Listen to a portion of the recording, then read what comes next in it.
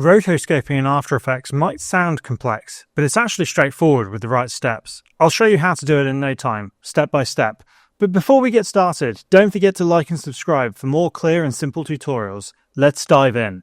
First, go ahead and open your project in After Effects and locate the clip you want to rotoscope. Double-click the video layer to open it in the layer panel.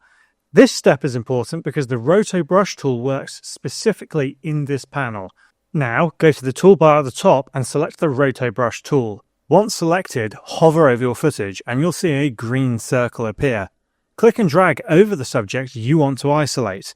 After Effects will automatically detect the edges and create a selection. If the tool selects something you don't want, hold the Alt key, or Option on Mac, and paint over those areas in red to deselect them.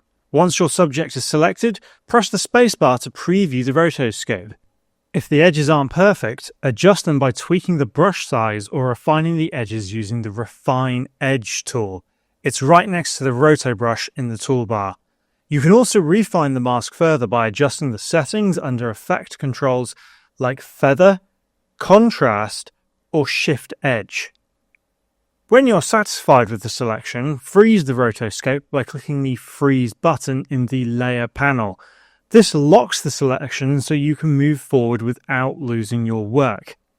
Finally, go back to the Composition panel and your rotoscope subject will now be isolated from the background.